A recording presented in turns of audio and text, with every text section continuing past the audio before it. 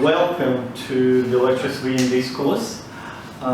So I copied on the board the result which we discussed last time. So this is the pitch construction of traces on all symmetric ideals, symmetric operator ideals or bounded operators. And we have discussed the advantages and some disadvantages of this construction. So the advantages is that it provides a one-to-one correspondence between traces and the functionals which generate traces. The other advantage is that it constructs all possible traces, not just positive, not just normalized. It also constructs a non-positive and even non-continuous traces, so just all traces. The disadvantage, the possible disadvantage of this construction is that S plus over 2 invariant functionals on shift monotone symmetric ideals, we do not have a well-developed theory of them. Although we can reduce study of traces to study of these functionals, we do not have a nice theory to study these guys. So there were several modifications of this construction. Today I will speak about one modification which I took apart all. And on the next lecture we will speak about the modification of the pitch construction due to pitch himself. So before I will go to describe the modified construction, let's speak a little bit more about this correspondence. So how does the correspondence between the symmetric operator ideals and the shift monotone symmetric ideal work? So correspondence in one.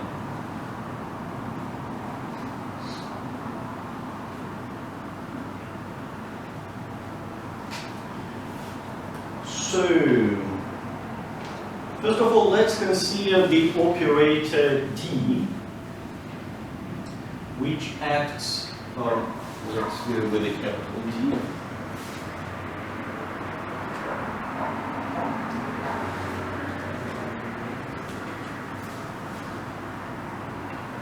The operator D, which acts from the shift monotone ideal into the operator ideal and is given by D of x is diagonal of this sequence. So in fact what we have here is tau of D of x. So we want it to do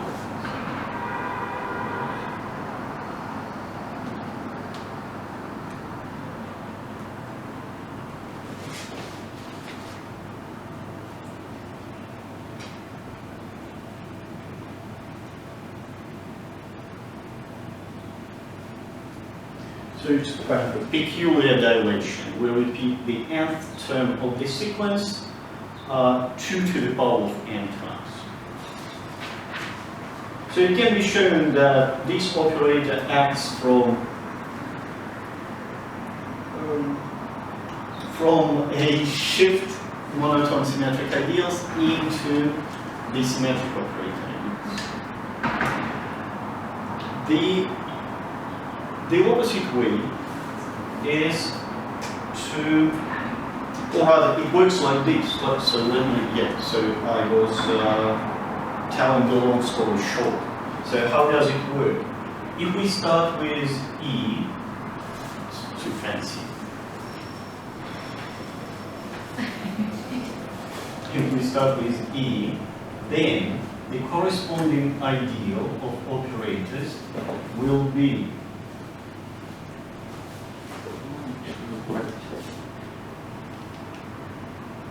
no, I'm not.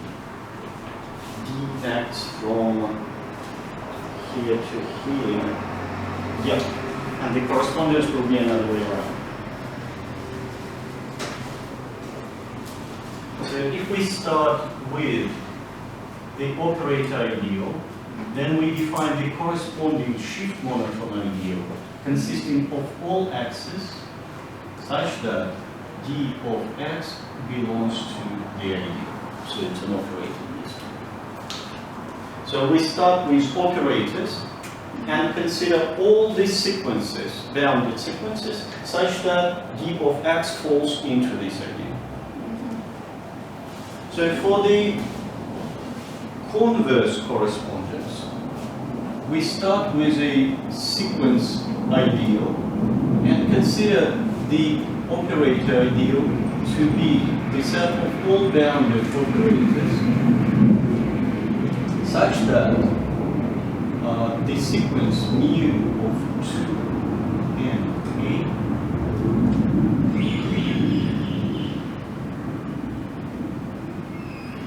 belongs to b. So we start with a fixed shift monotone symmetric ideal, and we construct the operator ideal to consist of all operators such that if we take a singular value sequence of this operator and we only consider 2 to the power nth coordinates, then the resulting sequence falls into the original sequence ideal. So that's how the correspondence works.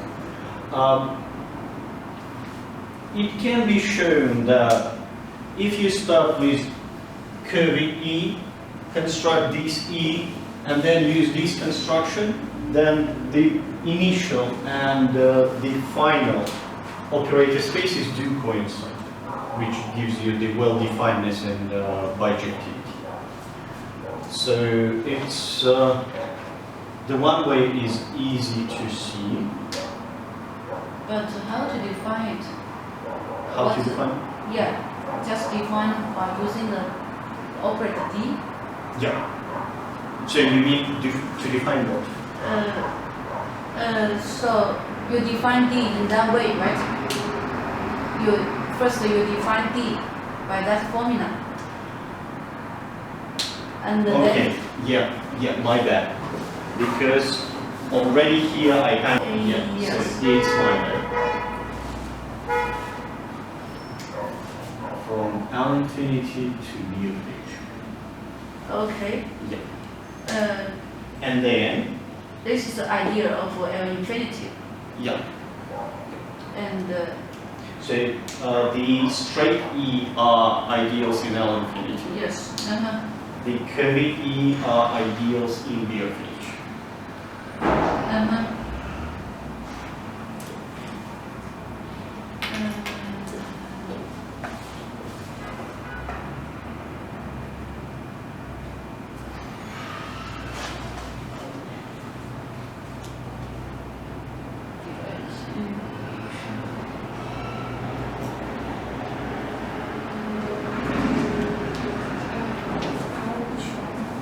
Okay. So for any that kind of E, you can define a capital E, which is defined in this way.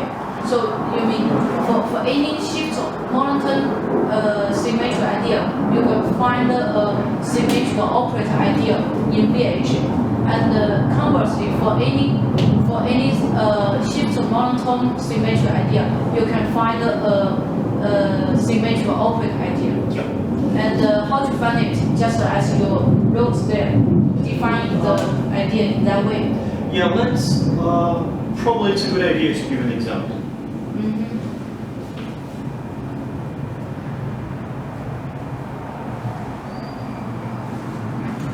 Last time we have seen these principal ideals.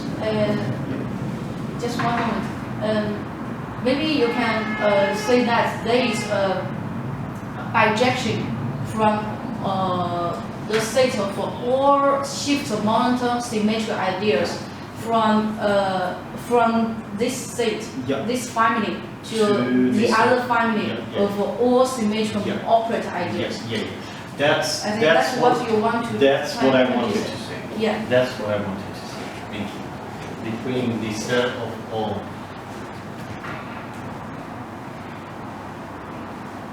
symmetrical operators ideals and the set of all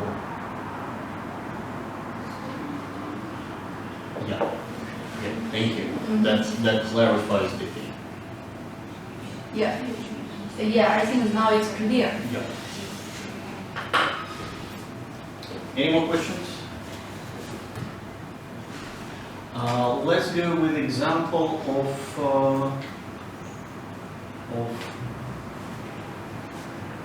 L1 infinity. I think we have not seen this ideal before. We have seen M1 infinity. So this ideal is sometimes called the weak trace class ideal.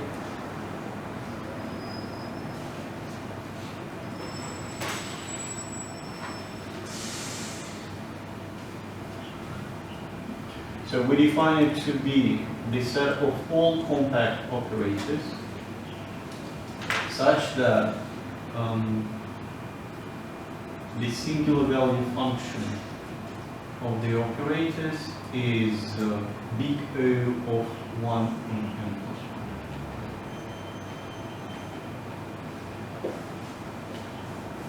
1. That's the usual weak L1 space, right? Yeah, the usual weaker one. Yeah. So it's not related to our discussion now, but since we're already seeing M1 infinity, so L1 infinity is a subset of M1 infinity, and they are not equal. That's fairly easy to see because if the singular value functions behave like 1 on n, then their partial sums will behave like logarithm. So it's M1. Okay.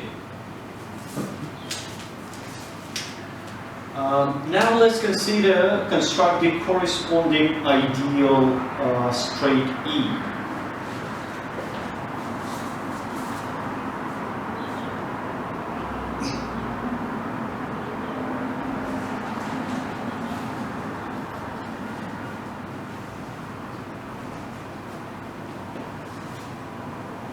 The corresponding shift molecule.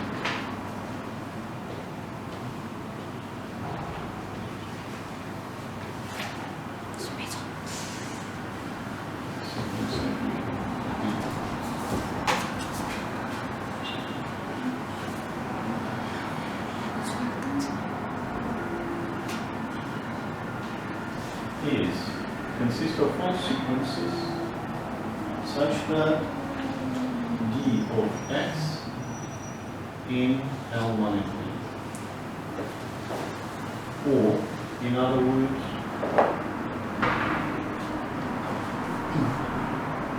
such that mu of d of x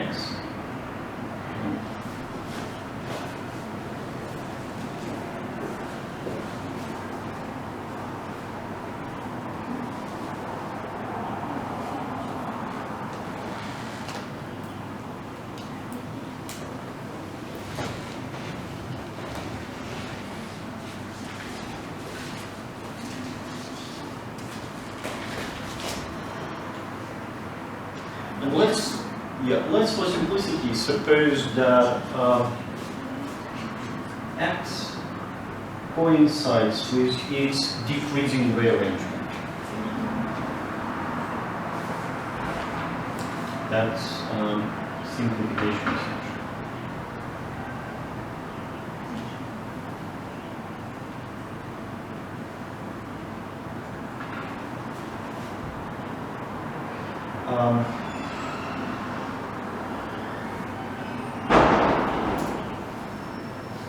This assumption tells us that this dilated sequence is also decreasing. So we take the singular values of diagonal operator with values on diagonal being positive and decreasing. So it coincides with x itself. But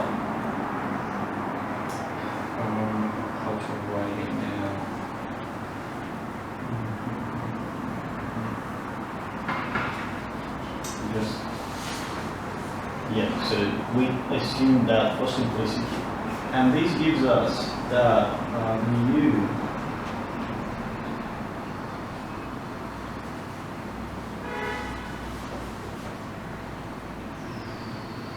Okay, that's what you get.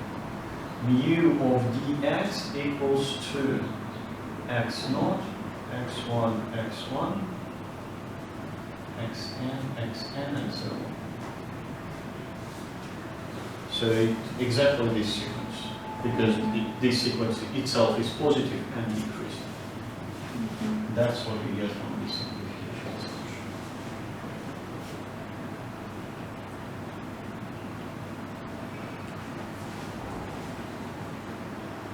But what can we say now? We know that the first of all I should write either k and k. Sorry about it. And n. Yes. Yeah, just k. Sorry. Yes. So we know that the case component of this sequence case coordinate behave like 1 on k plus 1. Yeah. But here the elements are repeated, the nth element repeated 2 to the power of n times. Yes. So for this sequence then, xn behaves like big O of 2 to the power of n plus 1. Or equivalently big O of 2 to the minus n. Yes. And last time we have seen these principal ideals as an example, and in the notation of Albert pitch, they are denoted as L infinity 2 to the power of minus n. So the ideal, this is just the notation for this ideal. So it's a principal ideal generated by this sequence.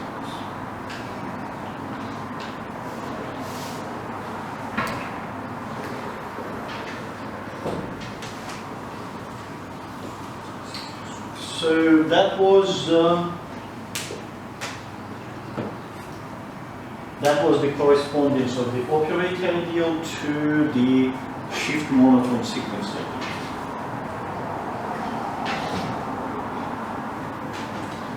Okay. I have one question here. Yeah. Why choose 2 to the n times? Here in general, Yeah. to get into that shift monotone sequence ideals. So that's the idea. That's the idea. So these ideals are kind of a counterpart of the usual symmetric sequence ideals. But they define not in terms of the rearrangements, but in terms of the new stuff which called ordering numbers. Okay. So I have explained that last time, and I will speak about that next time.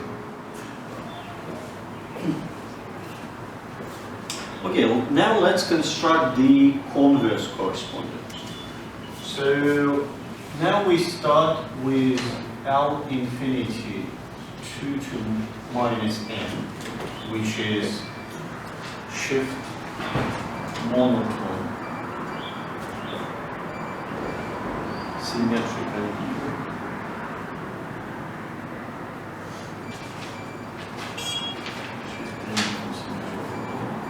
And we construct the operator ideal E consisting of all operators from U of H such that the sequence mu 2 to the power k a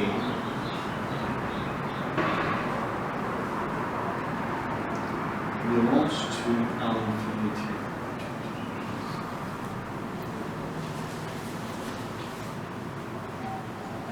In other words,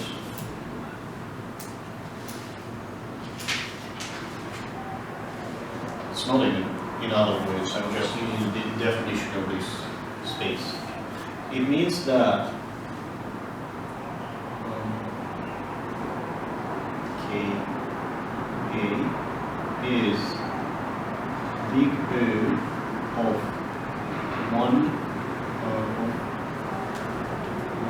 2 to the power minus k.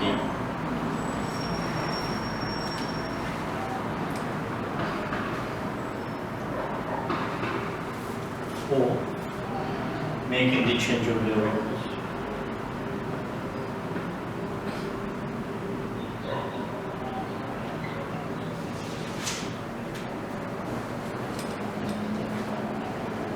technically we need to write here 1 on k, but k is from 0, so I will write 1 on k plus 1, it doesn't change the limit in the k.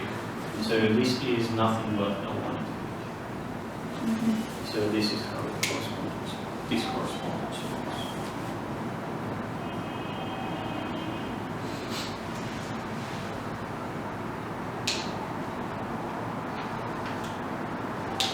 And as I noticed, mentioned last time, this construction is nice because it produces all traces, but it's not quite convenient because the traces on, well, not traces, but shift monotone functionals on shift monotone symmetric, shift invariant functionals on shift monotone symmetric ideals are not well studied. So at that time in 2014, we decided to modify this construction to get some nicer functionals on the other side. Before I go to the modification, I will mention that the ideal E, the curvilinear E, can be constructed in equivalent way. Instead of using these, we can use another thing. So, alternative construction.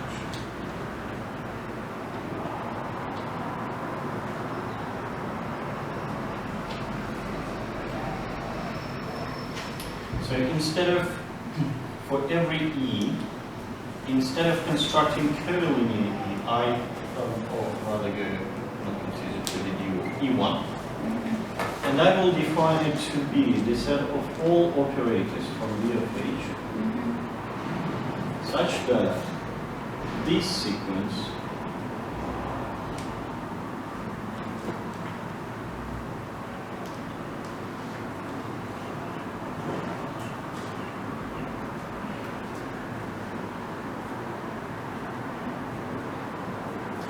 belongs to this sequence right here. And now I claim that E coincides with E1. So if instead of this correspondence we will use this one, we will get the same value. So the proof is in fact one line proof, or maybe two line proofs. So if we take this expression,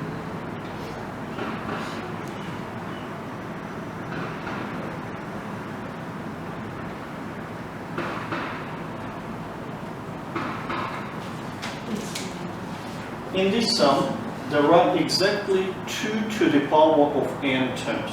Yes.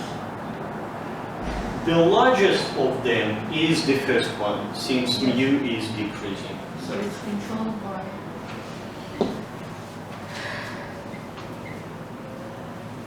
Yes, yes.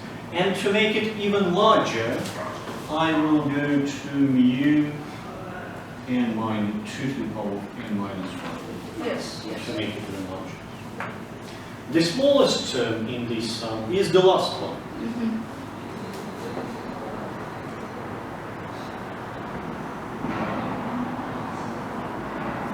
And to make it even smaller, I will go to this one.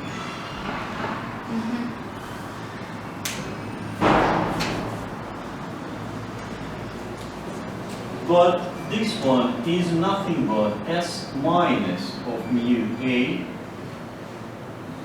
at the nth coordinate. 2n. 2n. S. Okay, let me go like this. Let me, yeah, thank you. It will be like this. It will be S minus of this sequence mu 2n minus 1a and from 0 to infinity at the point, let's go with k here, at the point n. Am I right? No. No minus 1. Yeah. Yeah, correct. So the nth coordinate of this sequence is mu at the point 2 to the power of n. We shift it to the left. Yes, yes. So it will be, am I actually right? No, it's S plus. Yeah. It's S plus. Because it works on S plus at 0. So at the first coordinate we have x0. At the second coordinate we have x1. Okay, yeah, let's check it out. So over here we have a sequence mu of f. Oh no, it's not even. It shouldn't be even like this. S plus of x0 x1 is 0 x0 x1 and so on. Yes. So S plus x at the nth coordinate equals 2x n minus 1, and S plus of x at 0 equals to 0. So yeah, so it's in fact S plus. S plus. But this one is S minus.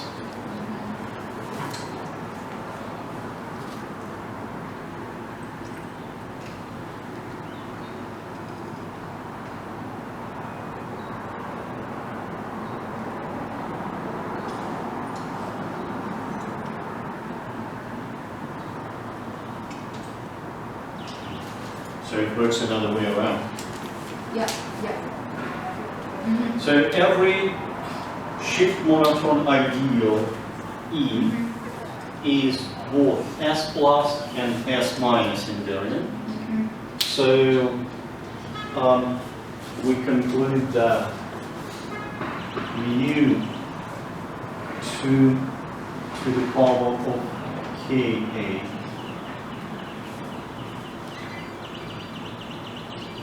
belongs to E if and only if both S plus of this sequence, let me call it Y for shorthand, and S minus Y belongs to E. This double inequality tells us that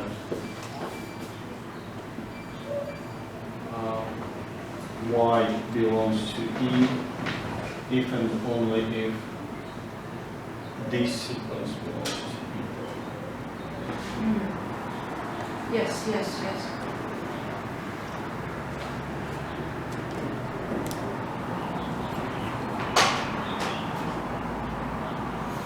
And so we conclude that E is E1.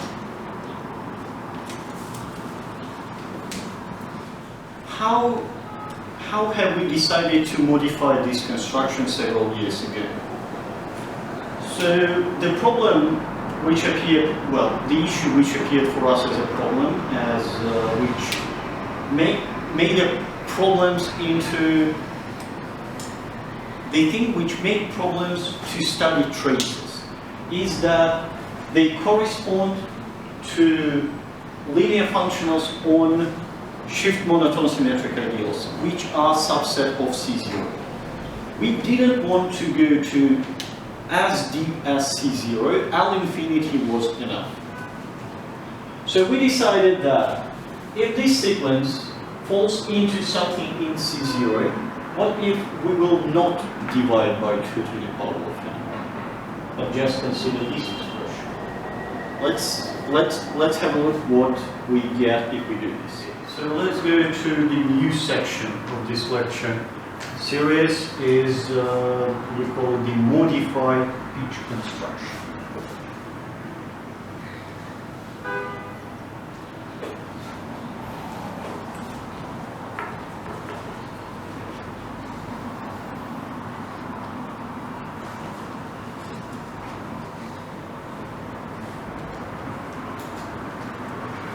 And it was modified by picture myself and design in 2014. The paper is in analysis.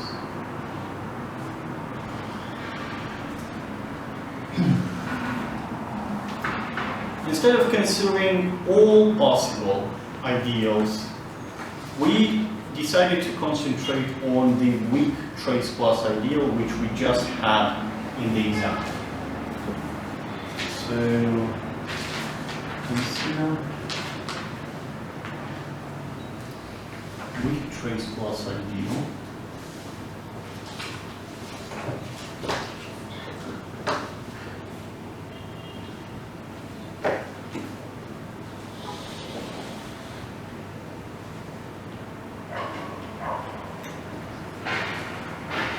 And consider an operator phi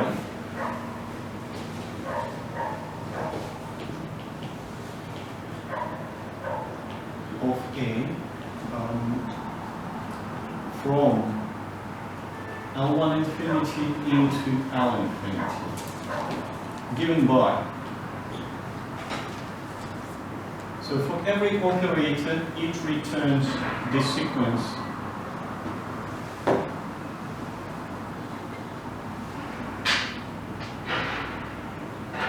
which is nothing but this sequence from the pitch construction without dividing by 2 to the power.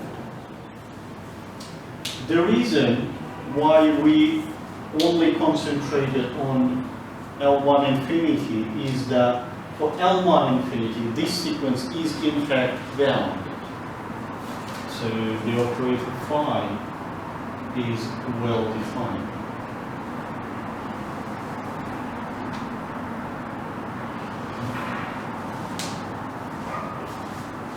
Indeed, if this mu k behaves like 1 on n, then the partial sums behave like logarithms. So modulo sum constant, writing this sum as of, let's rather do phi of a n equals to from 0 to 2n plus 1 minus 2.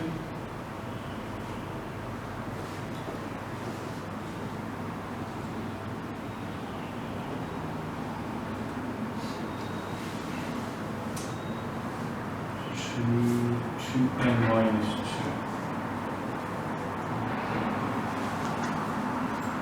Since A is in L1 infinity, so the singular values behave like this.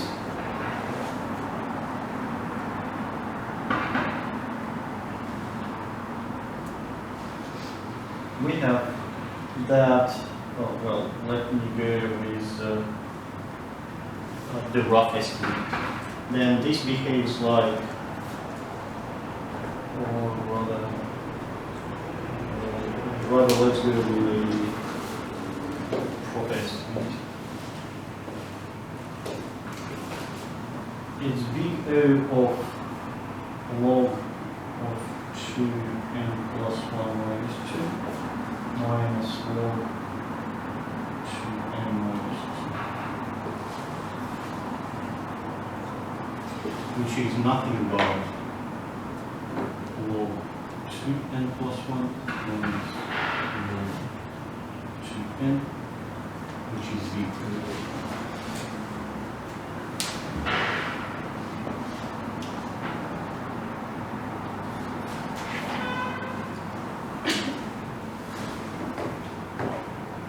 so in fact, if A is in L1 infinity, then this operator is well defined. It's in fact not L1 infinity into L infinity.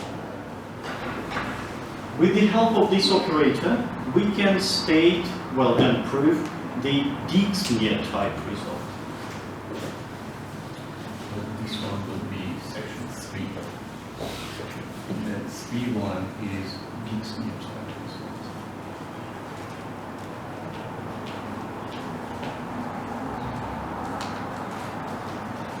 So what do I mean by Dix-Nier type?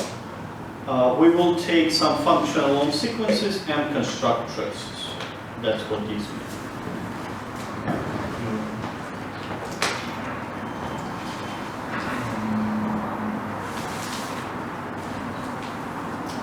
Every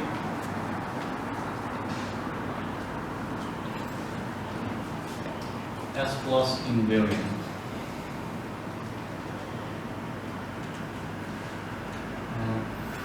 functional gamma on L infinity, linear functional, so this is the dual of L infinity.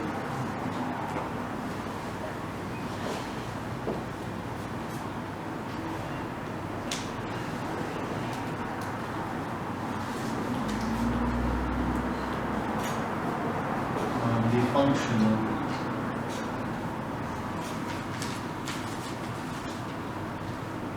tau of A equals to gamma of yeah, I can go with this shortcut now.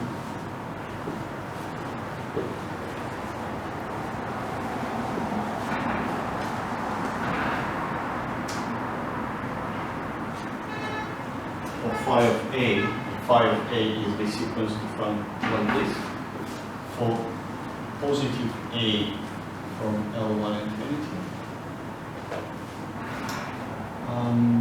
is positively homogeneous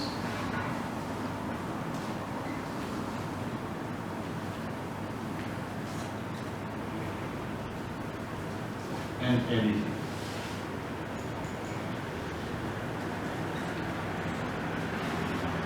On the positive term. And so it extends by linearity to the linear functional on the whole idea. So that's in fact the Dix-Nier type result. Proof.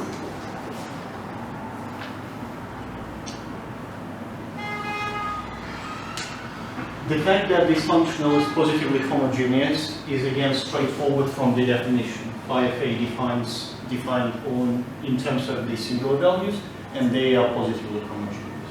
So we only need to prove additivity. To prove that, consider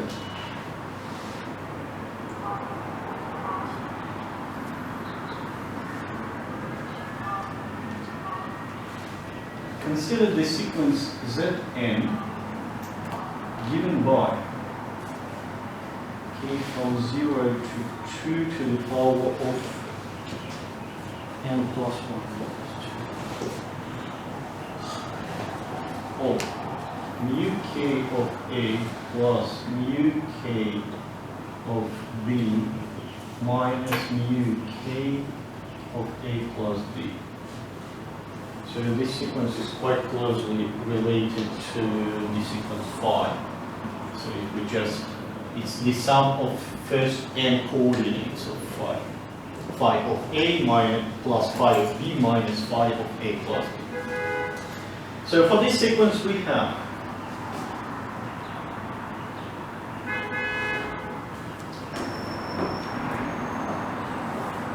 using the inequality which was as well used by Dix-Nier.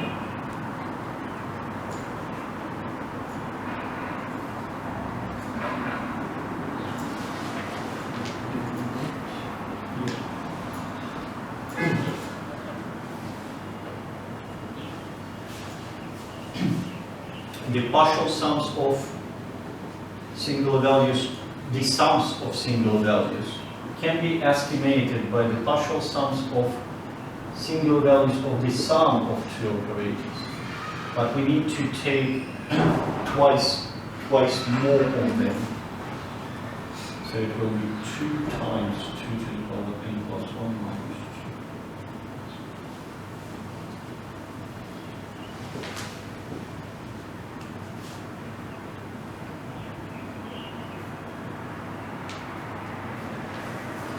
Which is equal to k from 0 to 2n plus 1 minus 2. So I separate the term from over here, the third term. Yes. Yeah. So here you use the fact that A and B is positive. over here. Yeah. We have for positive area and compound.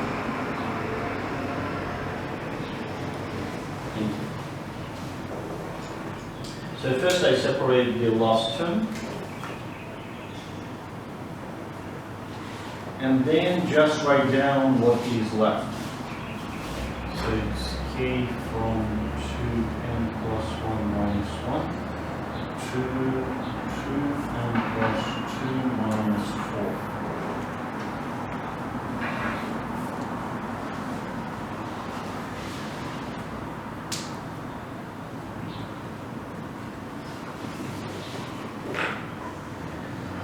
So for this one,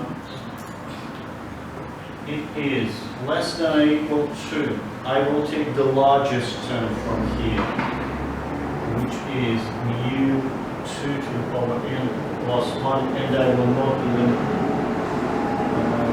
no, I need to subtract 1, a plus b.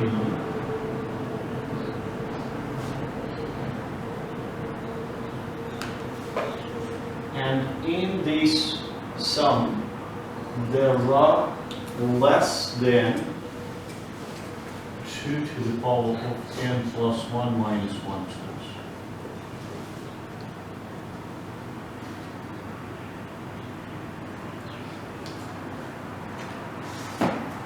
Because there are exactly 2 to the power n plus 1 minus 2 terms.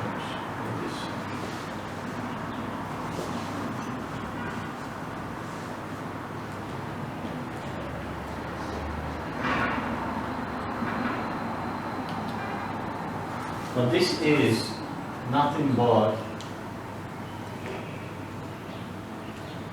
the quasi-norm of a plus b in L1.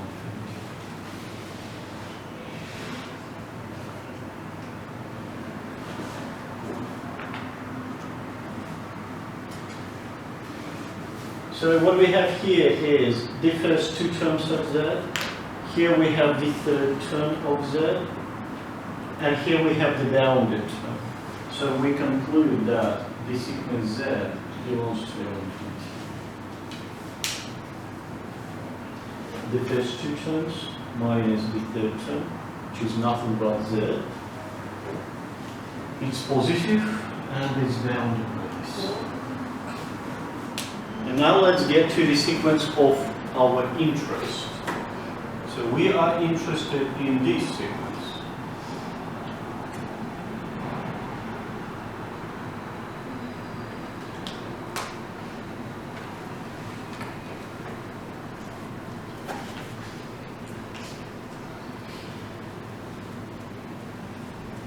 But this sequence is nothing but z minus s plus of z, the nth.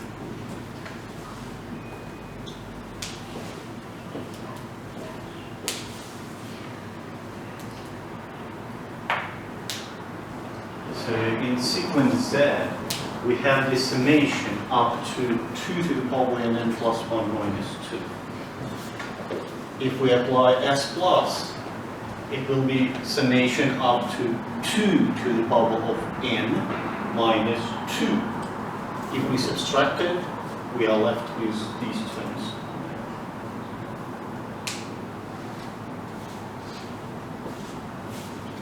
But since z is bounded, it follows that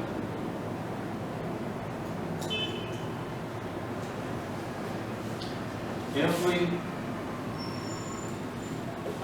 s plus invariant functional gamma on L infinity follows that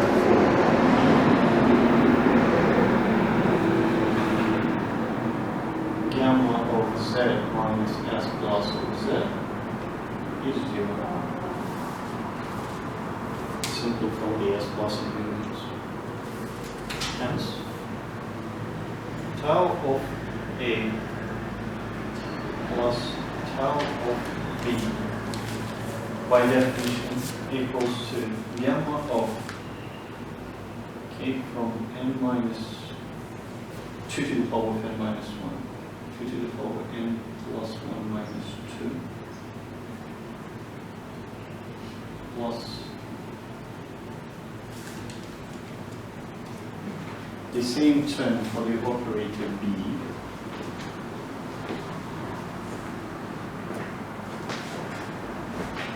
using the linearity of gamma, we get omega of these two terms,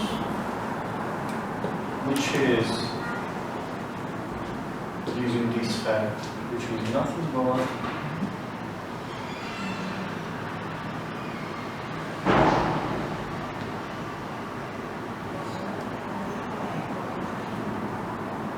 A plus B, which is tau of A plus B. Done.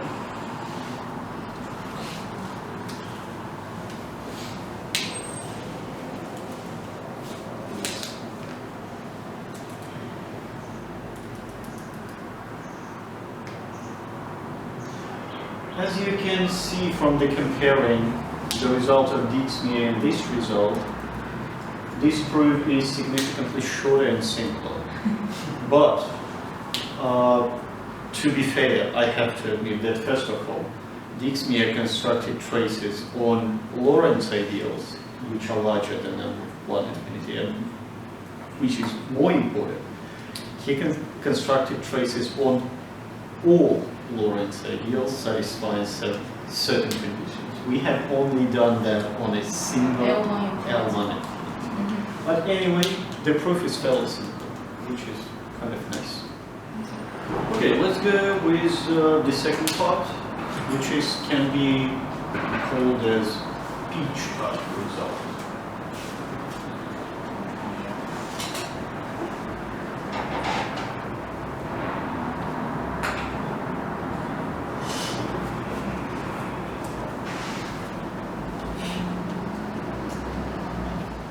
So before to prove this result, let's define the operator which I will call the peach operator.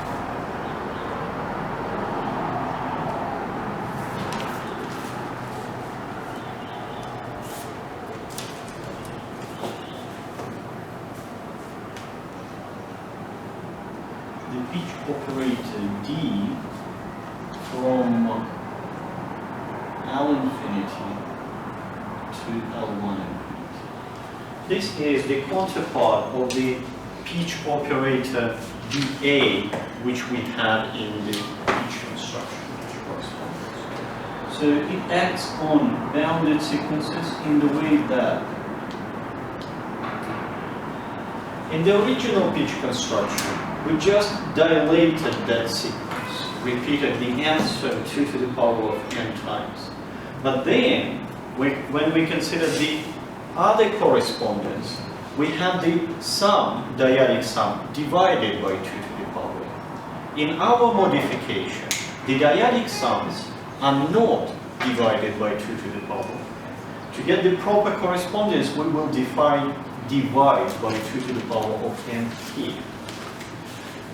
X naught over 2 to the power of 0, x1 2 to the power of 1, x1 2 to the power of 1.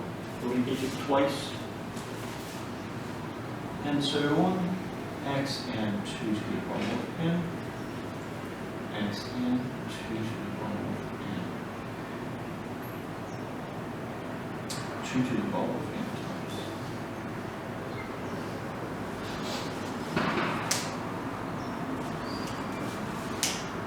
So the difference between the original peach construction and our modification that we divide by 2 to the power of n at different stages.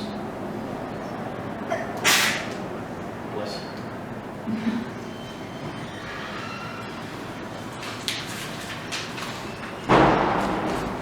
So it is easy to see that for every bounded sequence, this operator is in fact in L1 infinity.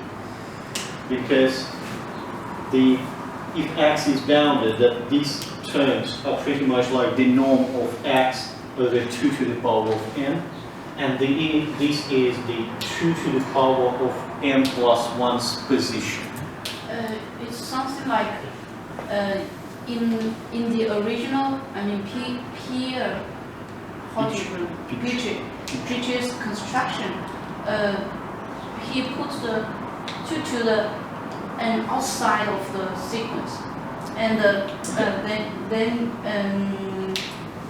then consider that dynamic sum.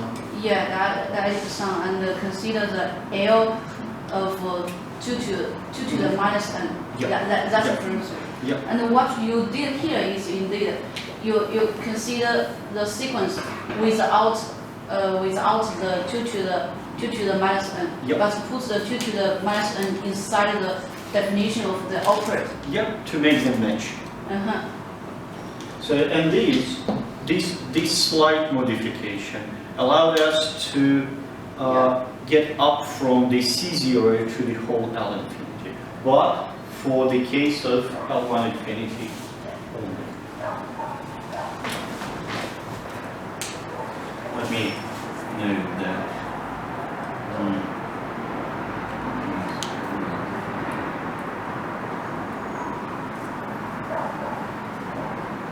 So you can fact maps L infinity into L1.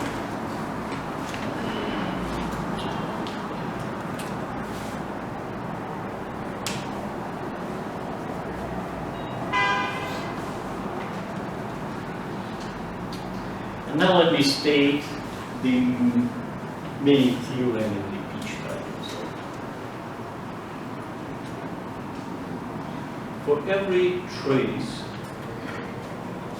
now on L1 infinity, the functional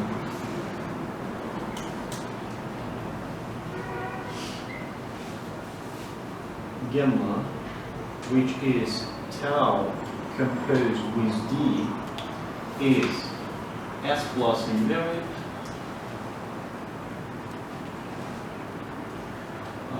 linear functional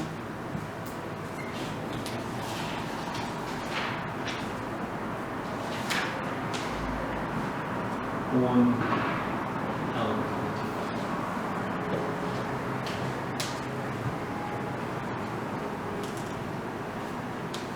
So this is the counterpart of the Dix-Meyer construction. In Dix-Meyer construction, we took a functional on sequences and constructed traces out of it. Here we prove that we also can take trace and reduce this trace to the functional on sequences. Proof.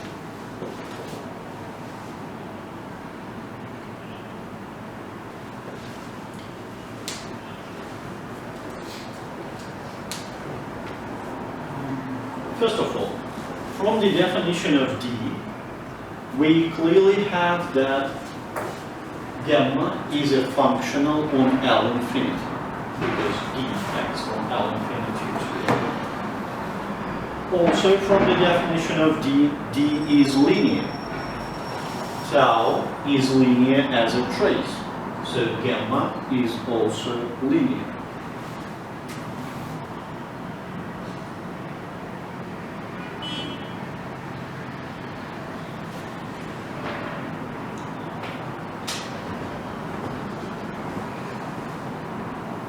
It's a linear functional on L infinity.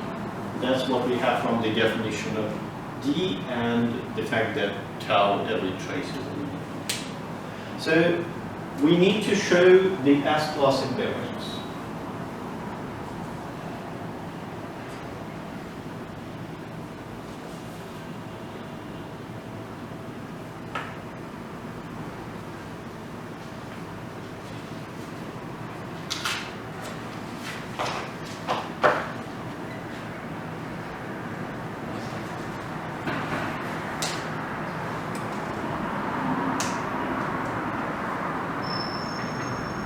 Or equivalently.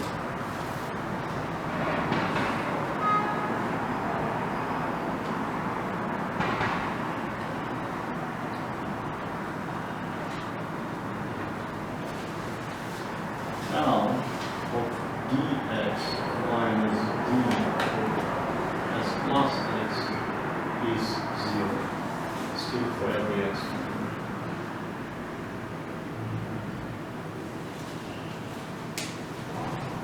By the definition.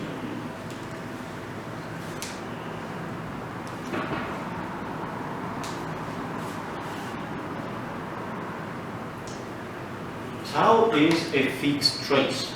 So to prove this, it is sufficient to show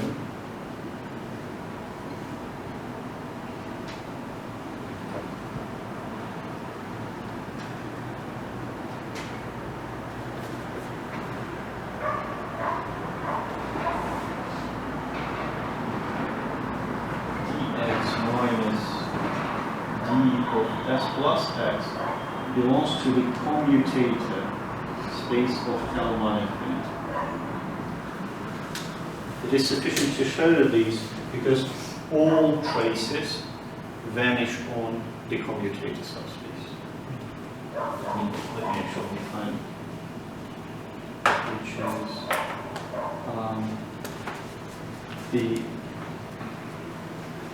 is the set of operators of this form, where A from L1 infinity and B is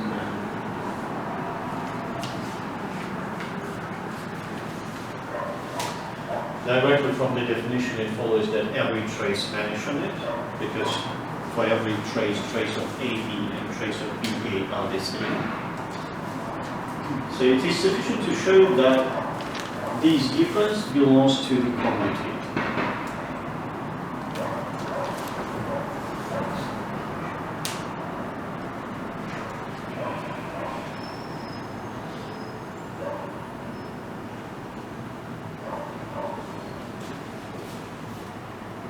By the result of Dykema,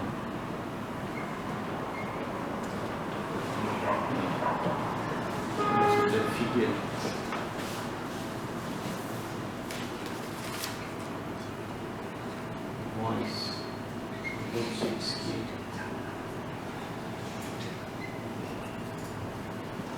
In 0 form. An operator belongs to the commutator of L1 infinity only if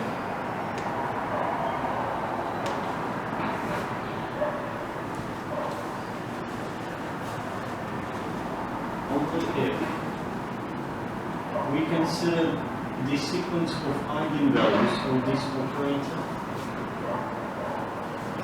applied to this, or rather, let me go like this. I will not write K here. So we take this sequence of eigenvalues, apply to this sequence the Cesaro operator, the usual one which we have seen, take the absolute value, and if this sequence belongs to L1 infinity, so it's a L1 infinity of sequences, which consists of whole sequences such that xn is big O of n plus 1 rearrangement. So we take this sequence, take its decreasing rearrangement, and it behaves like 1 on n plus 1. So it's a commutative counterpart of these L1 infinity. So this one consists of operators, that one consists of sequences. And let me write that where C of x is the usual Cesaro operator.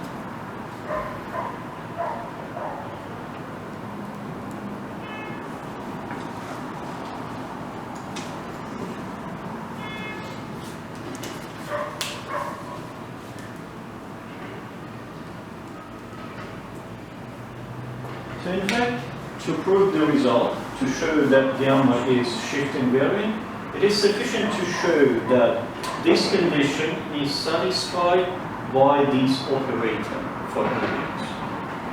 That from the definition of the operator D, we have that for every bounded sequence Y, we have that the eigenvalues of dy equals to yn over 2 to the power of n for every k between these values. Directly from the definition of E. Therefore, this dyadic sum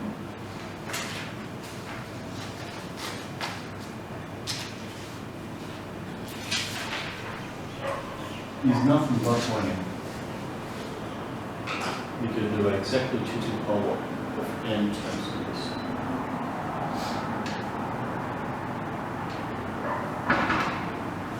Hence, for every x from L infinity, we have n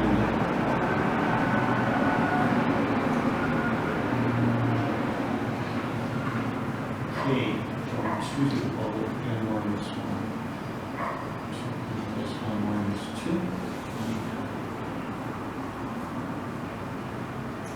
C of dx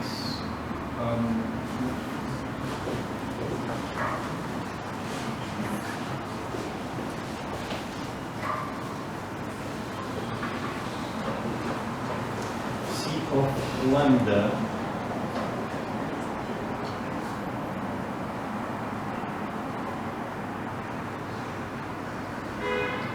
absolute value and the component k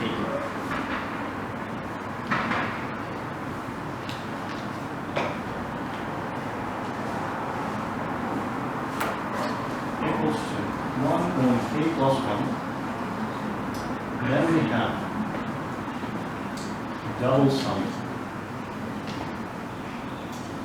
of k is taken minus 1 plus 1 minus 2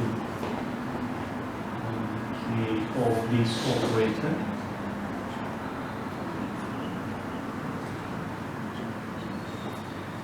And here we sum for I from 0 to n minus 1. So since k is between these two values, with this double sum we summed up to this term, and the last term is what's left from j from this to k. It's j here, so j.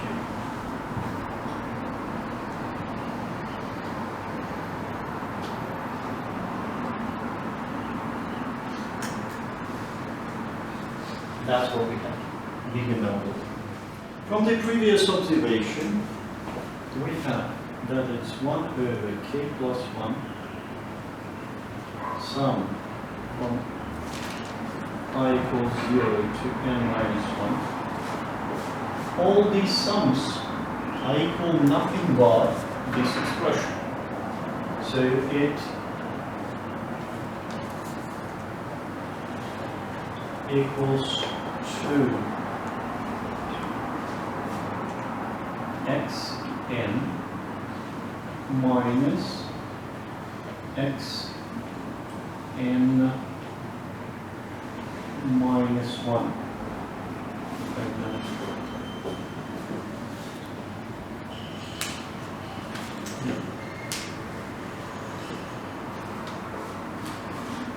Because over this block, the values of the eigenvalues of this operator are nothing but the i's component of x and i's component of s plus, let me maybe write it, first of all it's not n, I understand your confusion, because it's supposed to be I here. So it's xi minus s plus xi. Or rather, few steps I'm making. X minus s plus of x I see.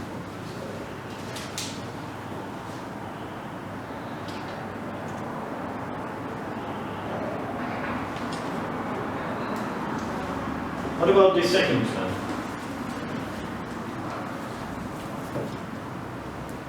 So we're summing over the part of this block.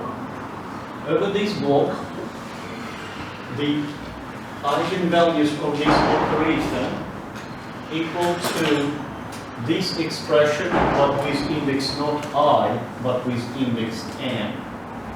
So all terms in this sum are exactly the same, and they equal to x minus x plus x n over 2 to the power of n. Unless, Yep. what's the meaning of you take the absolute value? Absolute value, yeah. So You mean each term you will take the absolute value, right? yeah. Okay. So I is from 0 to k minus 1. I is from 0 to n minus 1. To n minus 1. Yeah. It's k's term, right? K's term. So why? Let me probably write one more term here. So this one Yeah. equals to 1 on k plus 1 Yeah. sum I from 0 to k. I You change the summation. yeah, just hold on a second. Yeah. So this is this term. Yes. Yes. I'm not changing the summation, but I'm splitting the summation. Yes. So k is between this and this. So this sum is from 0 up to this number. If you take n minus 1 and substitute here, you will get 2 to the power of n minus 2. So the term preceding this one. And this is the rest of it. So over here, I just have the full dyadic blocks. And here I have the very last block, which is not necessarily full. So from here to here. Okay. Yes.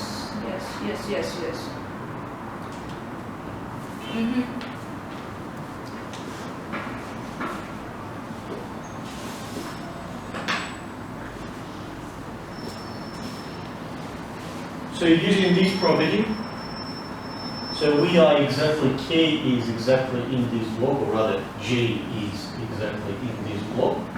So the eigenvalues of this operator are nothing but these numbers. So yn over 2. And how many of them do we have there? We have k minus 2n.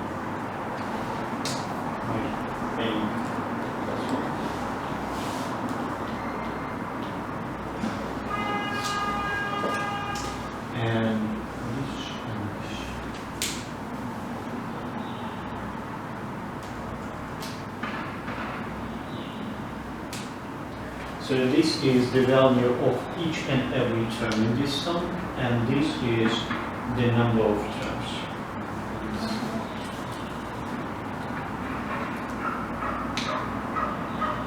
Okay, let's go further with it.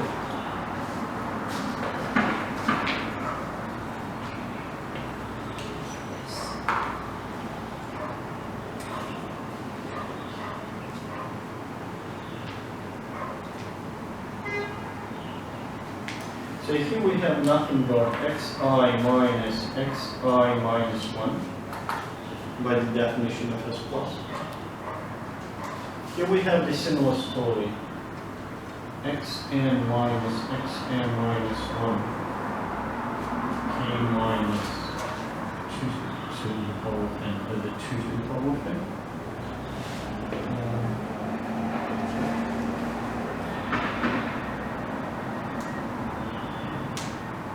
Then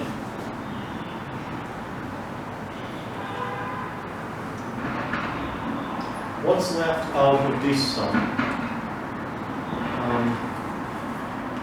First of all, it's a problem with this sum because we're summing from 0 and here we have I minus 1, which is not nice for sure.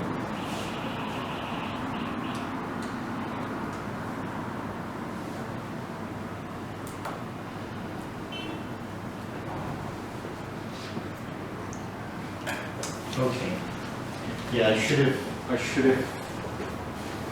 So this one does make sense, but this one does not. Because when I is 0, here I have x0 minus 0. Yes. So here I must sum from 1 and here write x0 plus. Yes. Because when I is 0, here I have x0 minus s plus x of 0, which is 0. So I just missed the first thing. Yes. So out of all this sum, the only term left is x and minus 1. Yeah. So it's a telescopic sum. And let me actually already write it like this. Absolute value here plus absolute value here.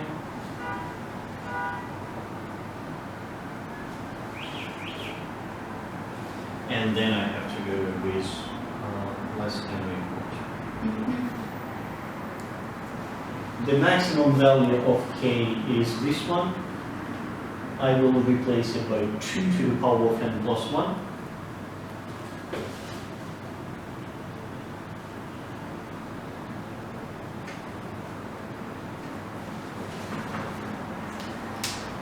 So this one is 1, and so it is less than or equal to 3 norm x in ln over k plus 1.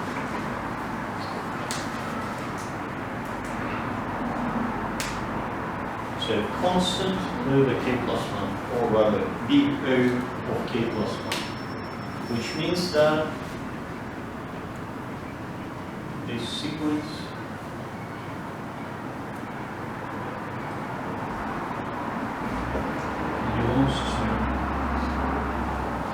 little L1 infinity. So we proved what we wanted. So the functional gamma is S plus invariant as required.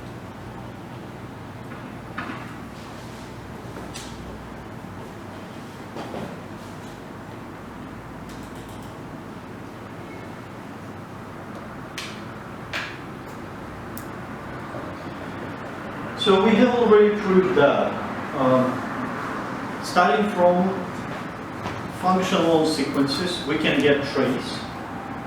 From trace, we can go back to the functional sequences. The reasonable question now is this correspondence bijective. So let's consider this.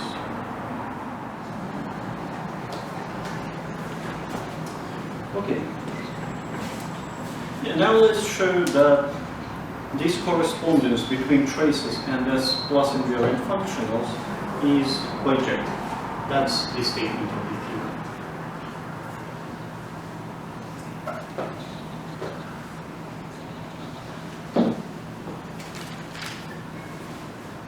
Between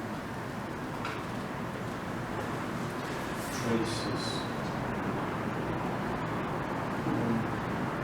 on infinity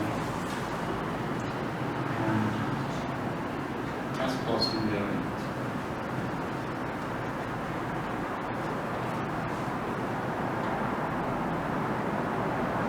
Functionals on L infinity given value.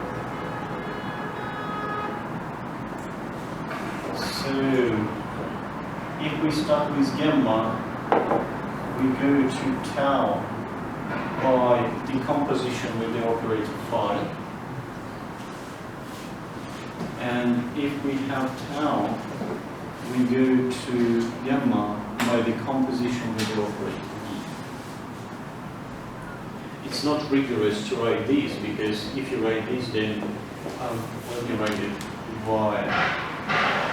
Because if I write it without any explanation, it looks like E acts from operators, but yeah, so it's Y. So this correspondence is bijective.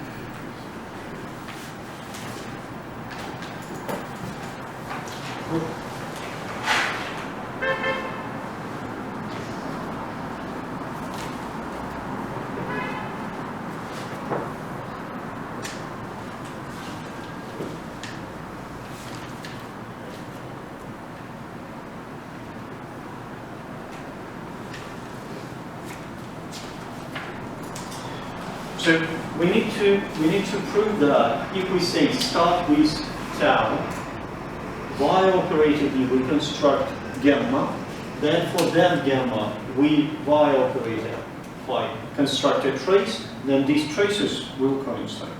That's what we need to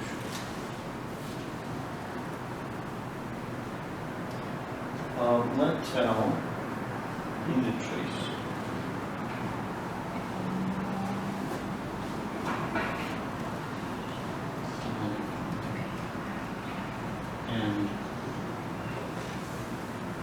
Gamma equals to tau composed with d.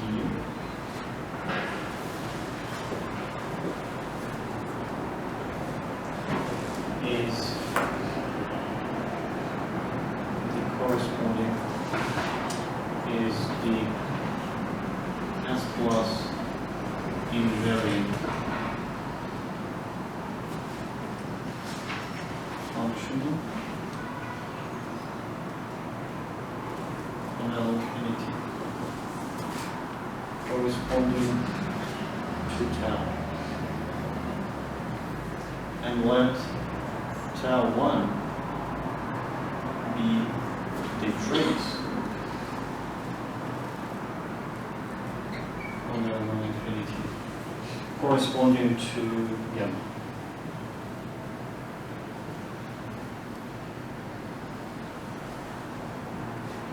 That is tau 1 equals to so trace corresponding to gamma equals to gamma d.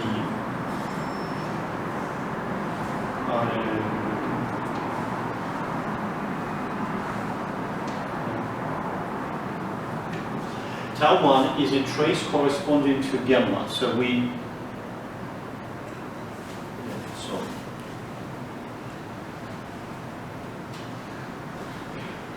So we have started with a trace, constructed gamma. Now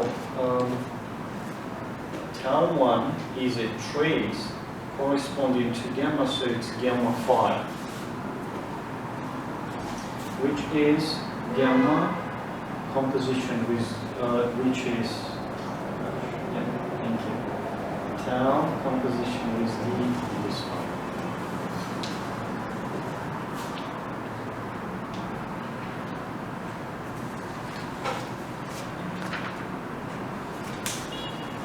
So, it is sufficient to show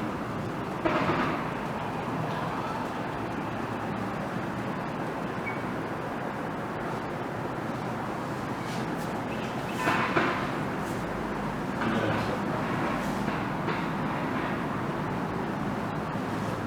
for every operator A positive on L1 infinity, D phi minus identity of A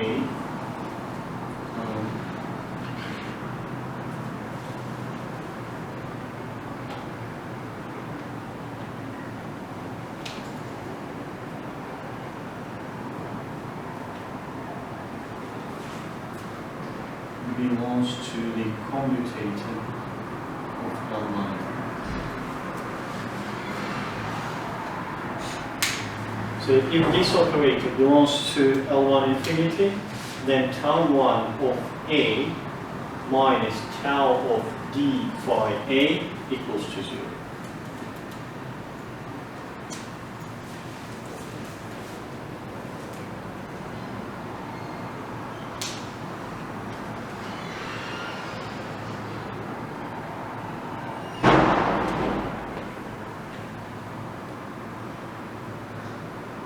Okay, but there is a general result in this direction, because if we let's have a look how d phi of A look like.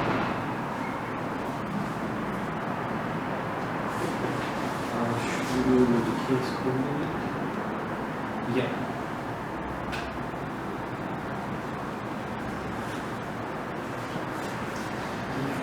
Let's rather go with that form. Let's take k between 2 to the power of n minus 1 and 2n plus 1 minus 2 form. We have for this mu k of d phi A equals to. So first of all, we have the operator d here. For every k from this interval, the singular values of the operator d will be nothing but phi A n on 2 to the power of n. So it's constant over all these blocks, and it's nth coordinate divided by 2 to the power of n. But by definition, phi of A is the diagonal sum of the case.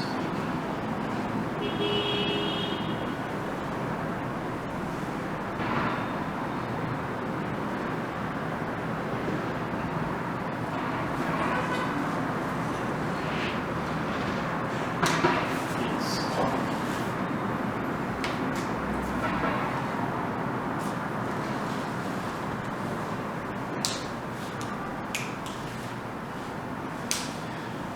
Yeah, Chichen, thank you.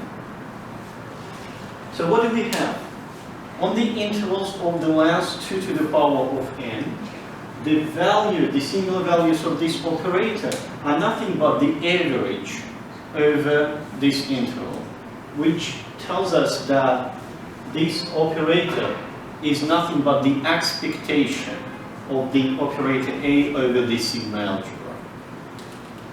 Or rather, not the operator, but this function is the expectation of mu of A over the sigma algebra generated by this interval.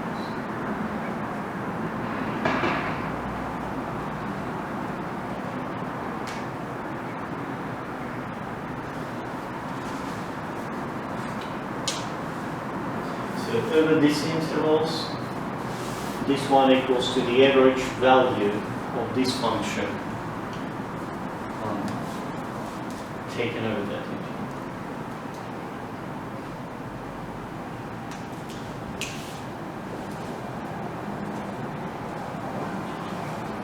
But there is a general result in this direction, that if the singular values of one operator is the expectation value of the singular values of the other operator, then the difference of these two operators falls into the commutative idea. So this is the lemma, I think. Lemma 525.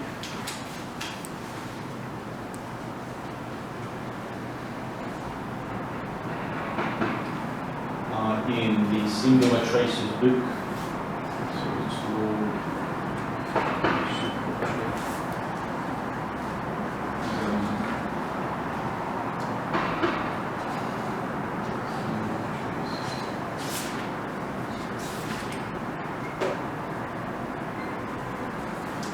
follows that d phi minus identity of A is d commutative. As required. Yes, exactly.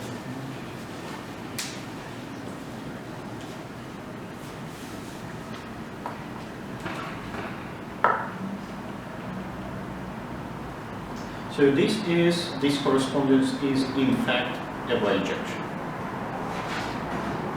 Yes? So here actually, let's find the inverse of D. Phi almost inverse. Almost Because inverse. it's equals to So d phi minus identity belongs to the commutator of Yes. L1 infinity. Mhm. And if we go, and that's identity in, If you take trace, yeah, if you can trace it, it it's vanishes. 0. Yeah. And if we compose it another way around, phi d minus identity, Uh-huh. then it belongs to the range of identity minus s plus. So on this one, all, well, not on this one, but d phi minus identity of a, of any operator. On this operator, all traces vanish. Mhm. If you apply this one to any sequence, then every s plus invariant function will vanish. Mm. So these operators are not invertible, Mhm. but they are almost inverse of each other, Mhm. up to say commutators on one hand and the range of s plus invariant functionals on the other.